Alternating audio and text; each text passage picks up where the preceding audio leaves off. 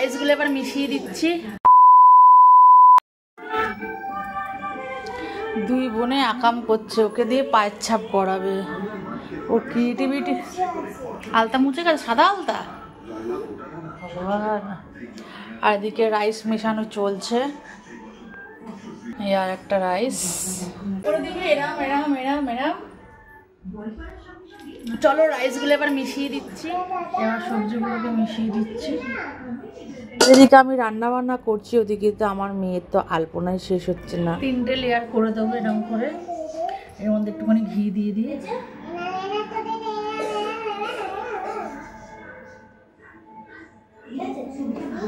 একটু ভাত মশলা দিয়ে দিই, রাইসের মশলা। আমি ঘরেই করে নিই এগুলো।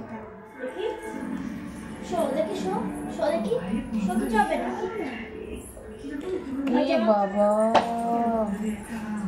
আমার ঘরে। তারপরে বাধ্য হয়ে ভাবলাম যে ওরা ওদের মতন আলপনা করুক, যা করার করুক, আমি আমার মতন রান্নাবান্না করে নিই। কারণ এদিকে টাইম হয়ে যাচ্ছে পুজো দেওয়ার। 8:30টার সময় হচ্ছে পুজো করবে, মানে পূর্ণিমা লাগবে। আর আমি এর ফাঁকে মাকে বললাম একটু টেস্ট করে নিতে, তো মাও একটু সেই হিসাব করে টেস্ট করে নিল। তো আবার মা খাওয়া দাওয়ার পর বললো একটু নুনটা কম কম লাগছে। আমি নুন কম হলে কোনো অসুবিধা নেই। আমি রেডি হয়ে গেছি, খুব গরম পড়েছে।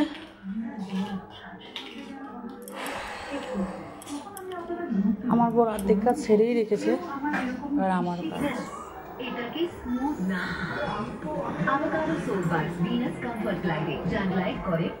আর আমি আমার রান্না বান্নার কাজ করে কমপ্লিট করে চলে এলাম আমাদের জোগাড় করতে।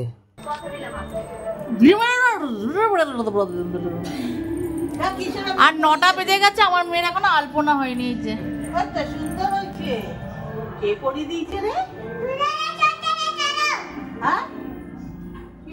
এই এদেরকে দিয়ে আমি পুজোতে বসেছি। আলতাটা ধুয়ে দিয়ে এবার পড়ে আয়, যা কিশোরের মায়ের দিয়ে পড়ে আয়, যা।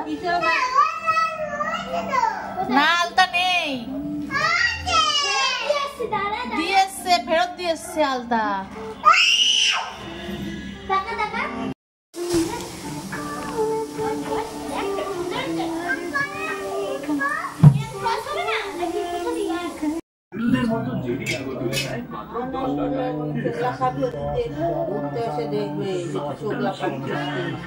চোখলা খেলে জানলা দিয়ে হাত বানিয়ে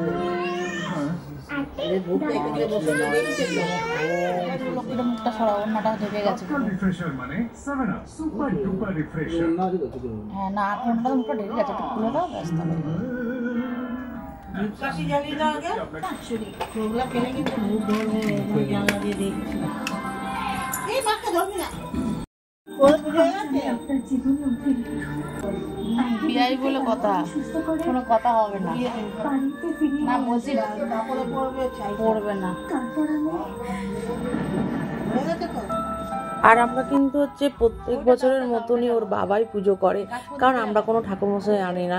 আর লক্ষ্মী পুজো মানে হচ্ছে ঘরের লক্ষ্মীরাই পুজো করবে। আর এদিকে হচ্ছে ওর বাবা না খুব পুজো করবে, তোমরা তো দেখোই যে পুজো করতে খুব ভালোবাসে। তো লক্ষ্মী পুজো কিন্তু ওই করে ব্রাহ্মণের মতন, খালি আমাদের পৈতেটাই নেই। আর আমরা ঘরের মতো নিষ্ঠাভাবেই পুজোটা করি। সরস্বতী পাকা হয়নি এখনো, লক্ষ্মী হচ্ছে বামি কোলে বসে। আর এদিকে তোমরা শুনতেই পেলে যে আমার মেয়েরা কি করছে। পুজো দেওয়ার সময় যে এত বিরক্ত করছে, একজনের তো আলপনাই দেওয়া হয়নি, আর লেবুর ছোকলা খাবে বলে তোমার বিরক্ত করছে। আর ওর বাবা কিন্তু মন দিয়ে পুজো করে যাচ্ছে, এদিক ওদিক কোনো দিকই তাকাচ্ছে না। আমিও তার সঙ্গে সঙ্গে জোগাড়যন্ত্রী করে যাচ্ছি। এদিকে দেখো কথা বলতে বলতে আমাদের আবার সন্ধ্যা আরতিও হয়ে গেল। নিষ্ঠাভাবে সন্ধ্যা আরতি করে আমরা আবার একটুখানি বাইরে দেখাতে চলে গিয়েছিলাম গেটের সামনে। ফিরে এসে দেখলাম যে মা নালিশ করছে, মেয়ে কি করছে। আসো, চলে আসো, আসো। আচ্ছা বলতো তুই সত্যি